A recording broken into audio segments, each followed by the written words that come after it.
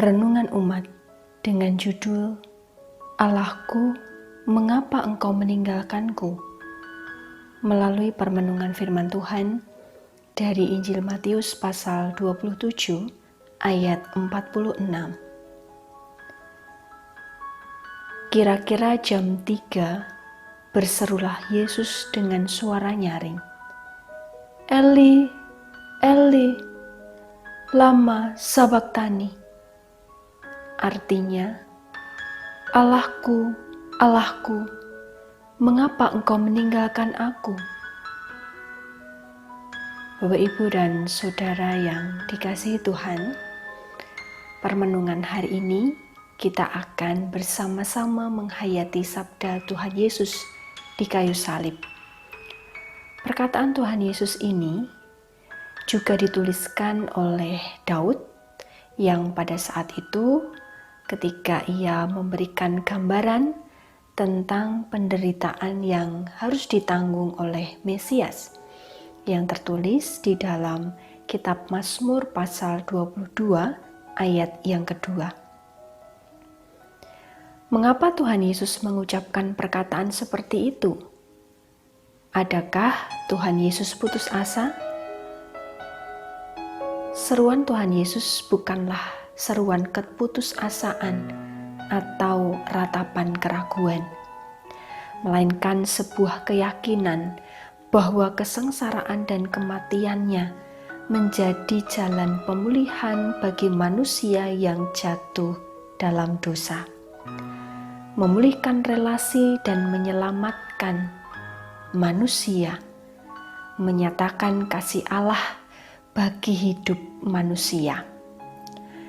Dalam peristiwa lain, kita melihat ketika Tuhan Yesus berdoa di Taman Getsemani di dalam Matius pasal 26 ayat 39. Tuhan Yesus sujud dan berdoa, katanya, "Ya Bapa-Ku, jikalau sekiranya mungkin, biarlah cawan ini lalu daripadaku.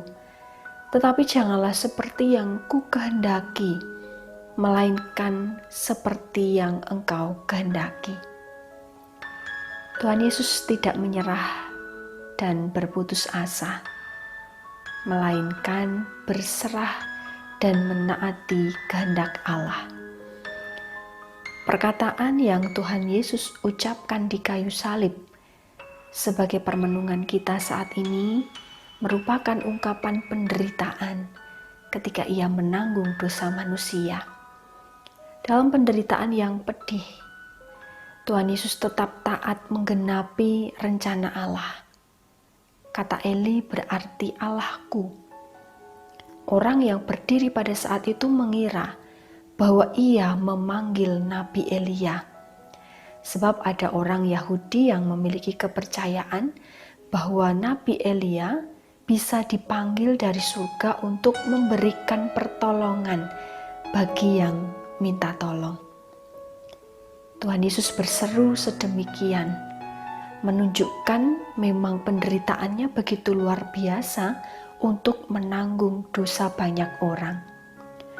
Tuhan Yesus mengakui perasaan dan penderitaan yang dialami, serta tidak ada niat untuk melawan, meskipun sebenarnya Dia berkuasa menolak jalan penderitaan itu. Ketika Yesus memanggil Allah, itu sebab ia sedang melakukan kehendak Allah. Ia menerima cacian, makian, olok-olok, perlakuan tidak pantas, diremehkan, dan sampai mati di kayu salib.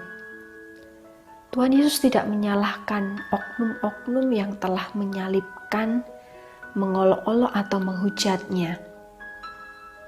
Karena kematian Kristus memang sudah diperkenankan oleh Allah. Kristus menanggung penderitaan serta menyerahkan dirinya menjadi kurban bagi manusia yang lemah dan berdosa. Allah menghendaki Yesus diserahkan ke tangan musuh, bahkan segala hal buruk diizinkan menimpa Yesus. Dia tidak mengenal dosa, tetapi menjadi berdosa karena manusia. Kristus taat sampai mati, bahkan sampai mati di kayu salib sebagai jalan keselamatan.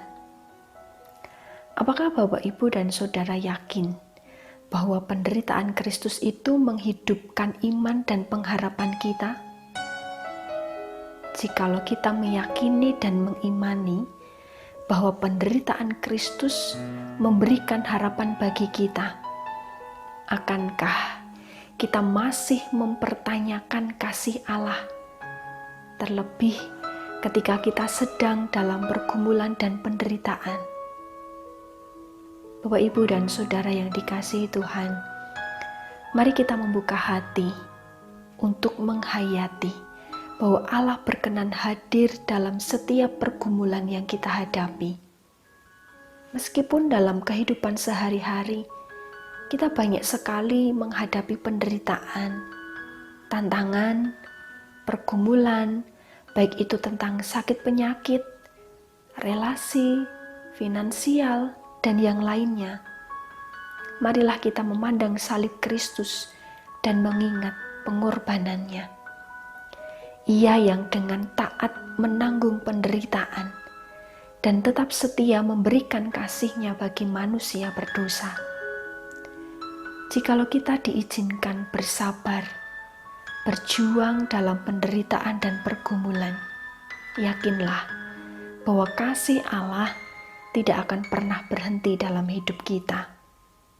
Mestinya, sabda Kristus di kayu salib tidak melemahkan keyakinan kita, melainkan semakin meneguhkan bahwa pengorbanan Kristus nyata, serta memampukan kita untuk meneladani ketaatannya. Mari kita menghayati serta mengalami kehadiran Allah dalam setiap perjalanan hidup kita.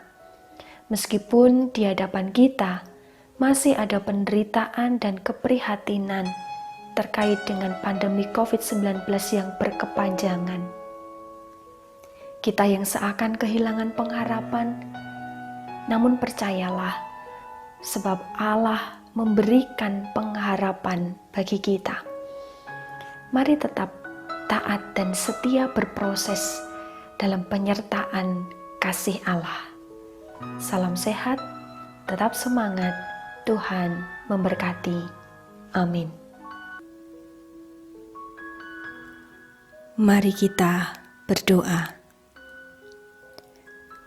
Tuhan yang Maha Kasih, kami bersyukur atas sapaan firman-Mu.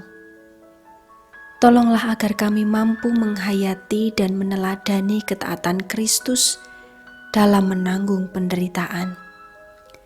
Jika terkadang kemanusiaan kami cenderung menuruti kehendak pribadi, dan kami juga kurang menghayati kasih-Mu, ampuni kami Tuhan. Terima kasih karena saat ini kami boleh menghayati kesengsaraan Kristus. Ajarlah kami untuk bersyukur atas kasih-Mu bagi hidup kami.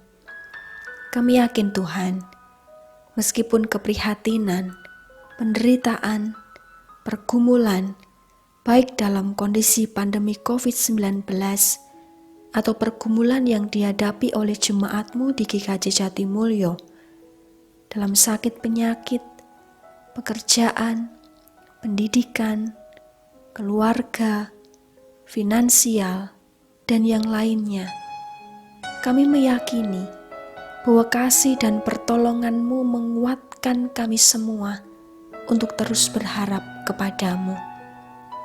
Oleh sebab itu, kami menyerahkan hidup dan masa depan kami ke dalam tangan pengasihan-Mu. Pimpin dan berkatilah, supaya kami berjalan seturut kehendak-Mu. Terima kasih Tuhan. Di dalam nama Tuhan Yesus Kristus, kami bersyukur, berdoa, dan berserah. Amin.